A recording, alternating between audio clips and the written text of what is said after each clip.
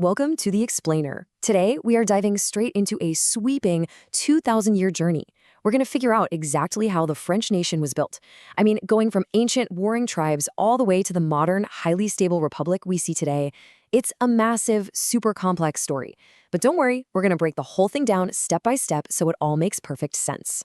So the big question is, how did a patchwork of Celtic tribes actually become the powerhouse of modern Europe? Well, the evolution of the French state definitely wasn't a straight line.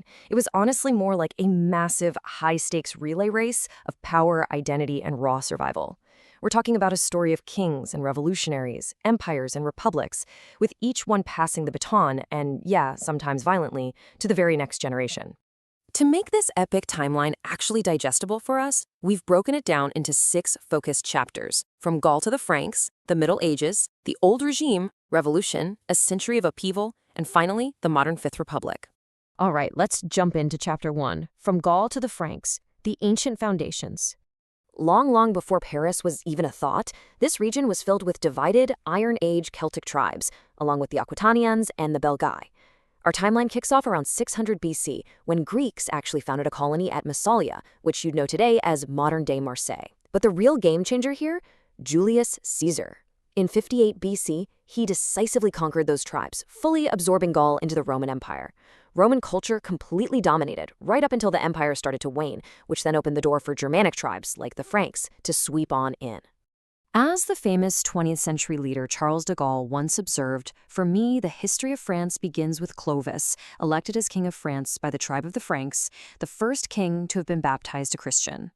And he kind of hit the nail on the head there. Clovis was a brilliant Frankish leader who, in 486 AD, actually managed to unite those tribes into the early Merovingian kingdom. And crucially, he was baptized Catholic. This alliance with the church gave him immense legitimacy and literally laid the bedrock for the future French state. Moving right along to Chapter 2, Middle Ages and Mighty Kings. Consolidating the kingdom.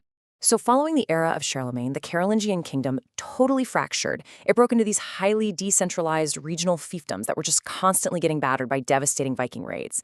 But out of all that chaos came a major turning point. In 987 AD, nobles elected Hugh Capet as king of the Franks. This established the Capetian dynasty, which gave them a continuous royal lineage.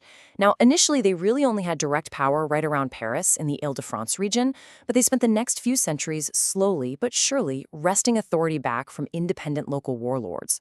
But as we know, consolidating power is rarely a peaceful process.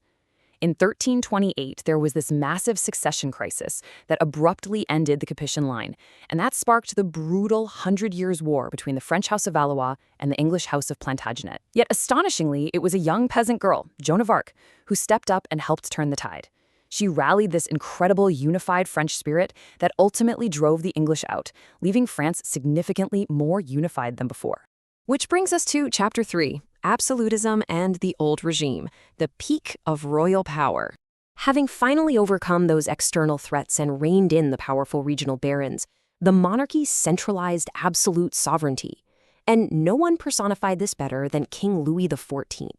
Get this, he ruled for an astonishing 72 years. 72 years! That is the longest recorded reign of any monarch in human history. By building the ridiculously opulent Palace of Versailles and basically forcing the nobility to live there under his watchful eye, he completely neutralized any opposition and made himself the undeniable divine center of the state. Next up, Chapter 4, Revolution and Napoleon's Empire, the ultimate breaking point. You know, rigid structures always snap under extreme pressure. By the late 18th century, the unyielding rigor of this absolute monarchy collided head-on with some incredibly severe inequalities. I mean, the nobility and clergy were paying almost no taxes at all. Add to that widespread misery from terrible agricultural harvests, a massive national debt, and a surge of new democratic Enlightenment ideas, well, you get a powder keg. And that powder keg finally exploded with the storming of the Bastille in July of 1789. And the thing is, these revolutionaries didn't just want to tweak the old world. They wanted to completely dismantle the whole shebang. They replaced the absolute control and the feudal privileges of the Ancien Regime with the Declaration of the Rights of Man. This completely changed the game, proclaiming liberty, equality, and representative government in order to establish a radical new republic. But as you might guess, this transition was anything but smooth. Weakened by internal revolts and external wars, the First Republic fell into a state of extreme paranoia. During the Reign of Terror, an estimated 16,000 people were executed by guillotine. It's a staggering number. That sheer volume of violence and political instability left a massive power vacuum, which ultimately paved the way for a military leader to step in and seize control. That leader, of course, was Napoleon Bonaparte. In 1804, he established the First French Empire. Now, Napoleon was absolutely an autocrat, but he was also a modernizer. He centralized power in Paris using powerful prefects and instituted the Napoleonic Code, which actually exported revolutionary ideals like legal equality all across the continent. He managed to achieve military hegemony over a huge chunk of Europe right up until his disastrous invasion of Russia and his ultimate defeat at Waterloo. That leads us right into Chapter 5, A Century of Upheaval, the turbulent 19th century transition. With the fall of Napoleon, France essentially kicked off a dizzying, century-long tug-of-war over exactly how the country should be governed. I mean, think about this. In just over 50 years, they cycled through the restored Bourbon monarchy, the constitutional July monarchy, a super-brief Second Republic, went back to an empire under Napoleon's nephew, and finally landed on the Third Republic. It was just a relentless and frankly exhausting roller coaster of revolution and restoration. But, out of all that chaos eventually came a period of real stability. By the end of the 19th century, living under the Third Republic, France entered what's known as La Belle Époque, the beautiful era. It was this truly remarkable time of optimism, booming economic progress, and totally flourishing arts and culture. Paris thrived, and the nation as a whole expanded its global influence, enjoying a period of relative peace right before the devastating shockwaves of the 20th century's world wars. And that brings us to our final chapter, Chapter 6, The Modern Fifth Republic, Finding Stability. Following the utter devastation of World War II, France's newly formed Fourth Republic tried desperately to rebuild. But honestly, they were totally paralyzed by a weak executive branch and these incredibly exhausting decolonization conflicts happening in Indochina and Algeria. Prime ministers were falling left and right. When the Algerian crisis brought France right to the brink of civil war in 1958, Charles de Gaulle was called back into action.